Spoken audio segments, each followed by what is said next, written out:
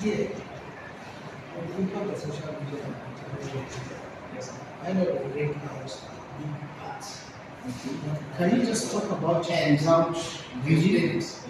Please try that. Okay, let's talk about the impact of social media in Nigeria.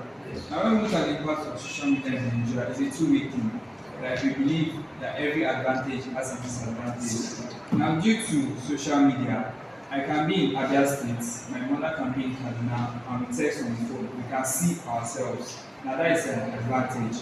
Now, if we're going to look at it in the other way, somebody can be in Lagos and be talking to somebody in the US who might be a white person, but the person in Lagos is a Nigerian.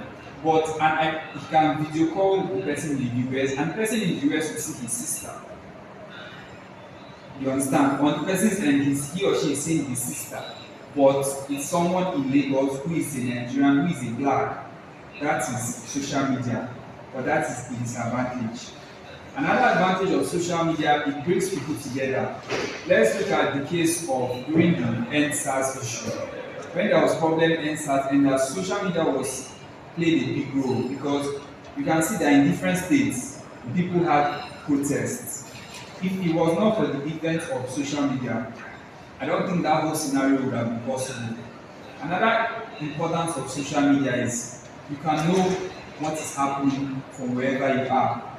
Large process of information. But on the other hand, there is a problem of misinformation. You can see today on WhatsApp, you see people sharing different links of like during the coronavirus issue, there were messages flooding everywhere about how you can use salt to kill coronavirus, and it spread everywhere, and people believed it because we saw it on social media. So those are how we can see social media in the good light and the negative way. What about the effect of insecurity? Effects of insecurity in contemporary. Okay, effects of insecurity in contemporary Nigeria. Let's say, permit me to relate it a bit to cybercrime. Now, when that same coronavirus period, there were palliatives being carried out. Now, that period, the palliatives were being carried out, but there was little to no information about how these things were done. At the end of the day, it led to massive destruction. Why? Because it was not carried out orderly. What happened? A lot of people left. Normally, let's assume that the process was supposed to be house to house, or when you are called, you come to take. But at the end of the day, people went in flooding the warehouse, taking things by force, breaking things, and causing mass destruction, which led to loss of life and property. That is one of the problems of insecurity, effects of insecurity in contemporary Nigeria.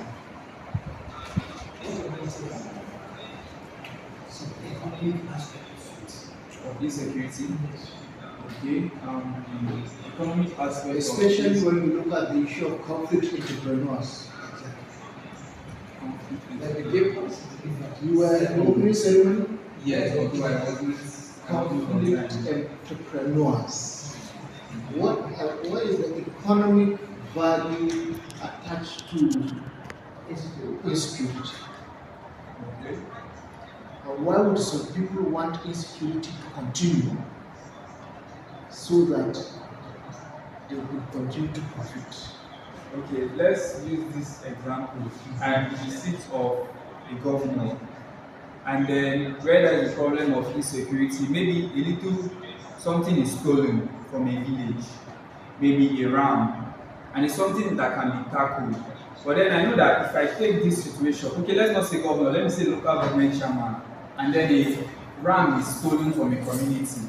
And I know that, okay, if I go and complain to the governor, it's either maybe we replace that ram, maybe monetary, or replace the ram itself.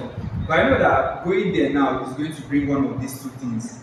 I might go on to say, okay, they give me the money, I might just decide to maybe give half of it to the person, or give none, or give all. You understand? That way I am benefiting. that way I am benefiting. In today's Nigeria now, people we hear different news of okay, insecurity happens, and then they are sending soldiers, they are sending police people, but insecurity is still going on. And let's assume another scenario. The governor has a problem of insecurity, and then he relates it to the president, and then the president gives him a large amount of money to tackle it. He may decide to use half of it. He may decide to use all of it. He may decide to use none of it. Instead of maybe sending the military, he might send vigilante. The military is going to use the entire money, and vigilante might just want 5%. He might send the vigilante and relate it back to the president that okay, sir, see, we have sent security men. This was not enough. We need more monetary, or we need more men. So it's a two-way thing as it concerns insecurity in the current region. The only problem here is on the aspect of the abstract. Yes, sir. You're supposed not to segregate. You want to lump it together and make it in a block manner. You understand? No paragraph in abstract. Yes. Yes. No number of paragraphs. No paragraph abstract. Both lump the whole paragraph together. You understand? Yeah. Basically, abstract should have just 3 or 4 things. One, you should identify the problem. An abstract should have methodology. Yes, it should have a problem first. Starting first 2-3 lines, you talk about the problem, followed by method. Even if you don't have primary data, it's not a problem to say I'm using text review. It's a method. See, I'm doing content analysis. Their findings is also a method. And then you tell us what you found based on the method you use to investigate. That's the 3 things. And lastly, maybe if there are 1 or 2 words you can add based on recommendation. In your last sentence, the study recommends that 1 line, full stop. We call it the abstract. Yes, that's what an abstract is. These are the components of an abstract. Whether in Nigeria, whether in Germany, whether in Europe, in Asia, these are. I remember when we went for postgraduate studies, this was the first seminar we had. Abstract. What is abstract? What are the components of an abstract? And these are mostly what is expected. And how abstract is formulated. Yes, an abstract is formulated. Yes. And there's no paragraph, no spacing, it's all in block. Yes. 1 block. You don't put paragraph. Thank you so much. So we have to improve that paper at that line, because I want to make sure when I send these papers for review, I want all the same things.